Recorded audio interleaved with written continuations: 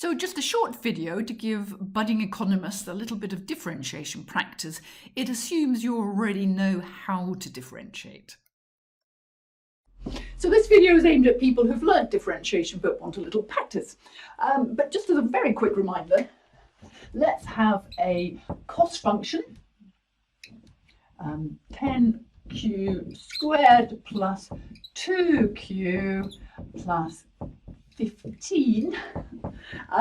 So the point of differentiation is to allow us to find the gradient at any point on a curve. That straight away gives us the rate of change at any point, but it also gives us the marginal change. So it's a very convenient way of finding marginal cost. So when we differentiate, we take dc over dq. So this is now our marginal cost function. So we multiply the power by 10. Hopefully you remember this. So that goes down to a power of 1, but we don't write powers of 1 because we don't need to. When we've got a q to the power of 1, it's just going to become a constant because the power of 1 goes to 0 and anything to the power of 0 is 1.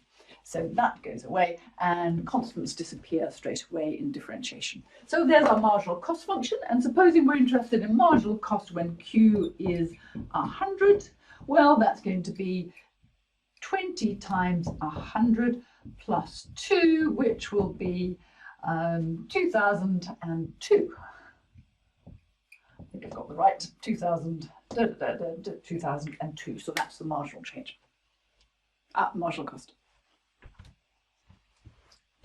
So let's get some differentiation practice. I put some questions on the board. I'm not smart enough to point at them because I'm not sure which way they are. Okay, let's get some differentiation practice. So I put some questions up on the screen for us to answer. The first one is a linear function, so it isn't really worth differentiating, but let's do it anyway. We might recognize this as a demand function.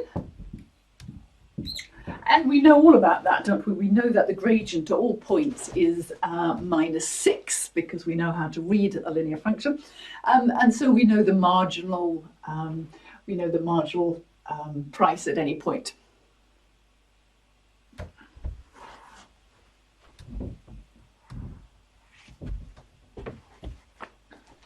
So let's get some differentiation practice. I put some questions up on the board. So the first one is a linear function, and so not really worth differentiating. It might be a demand function, and we already know that the gradient is -6 at all points on that curve. We can tell just by looking, and so therefore we know the marginal price already. We know that it's going to change. It's going to go down by 6 each time quantity goes up.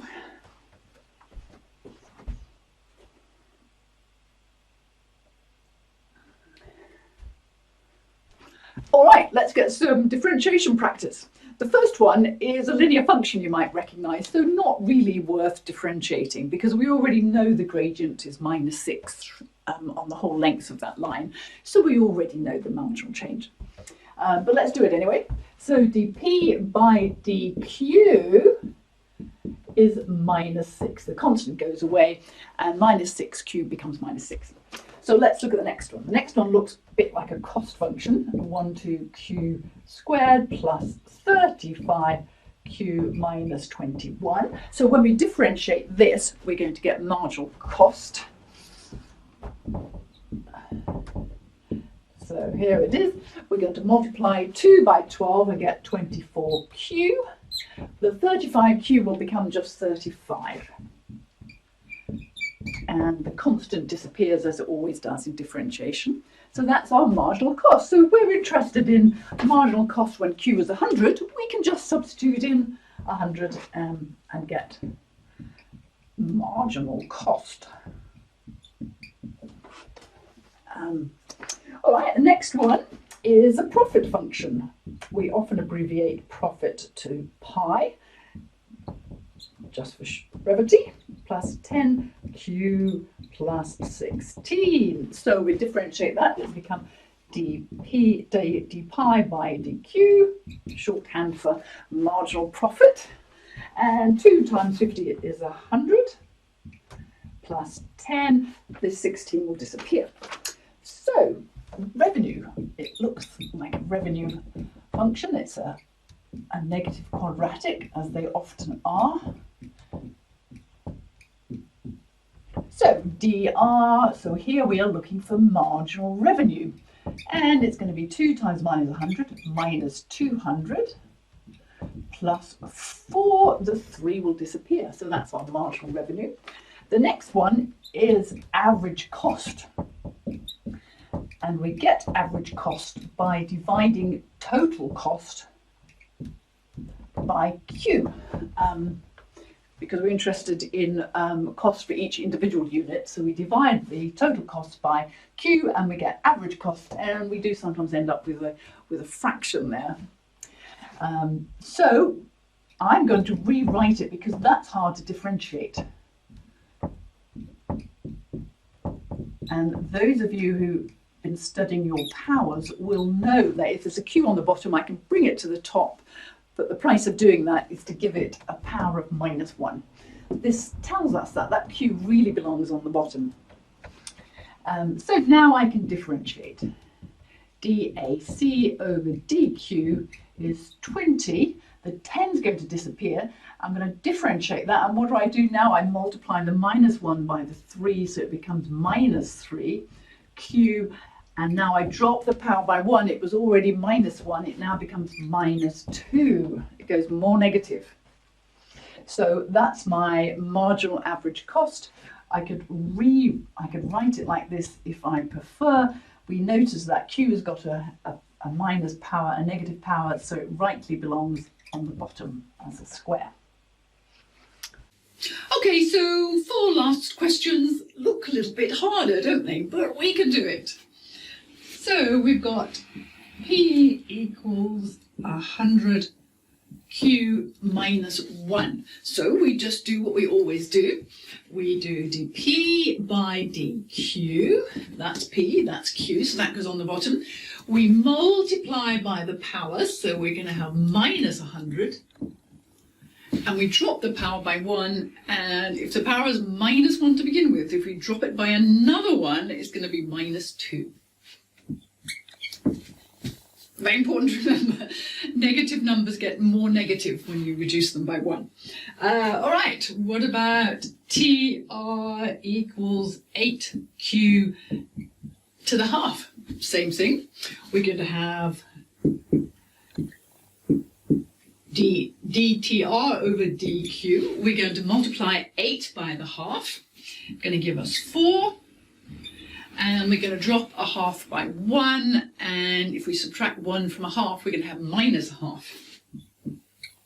If you struggle with fractions, your calculator doesn't. It's very good, Alan. All right, so that's that one. And then we had the third one, which is TR equals 16Q to the minus half. So we're going to have dr over dq. And again, we're going to multiply the power by the number in front of the q. So that's going to give us minus 8q. And then what we get if we drop minus a half by another 1, we're going to get minus 3. Yeah? It drops by another 2 tooths, so down to 3 tooths. But again, calculators are good at that kind of thing. And finally, we've got Q equals 3L to the 2/3. So we're going to have dQ by dL. So we're going to multiply 2/3 by 3. So let's sort of write it out separately first. And then we're going to drop the power of 2/3 by 1, and we're going to end up with minus 1/3. So we're taking away 1, that's really 3 lots of 3. We've got 2 already, so we've 1 too few, so we're going to go into negative for that last 1/3. And hopefully you can see that that's going to cancel out with that. Now, when anything's got a negative power, we could also write it on the bottom. Because a negative power above the line tells us that it really belongs on the bottom. and vice versa. If you have a minus power on the bottom, it really belongs on the top. So we could also write this as, because it's the cube root. Okay, hopefully that was helpful.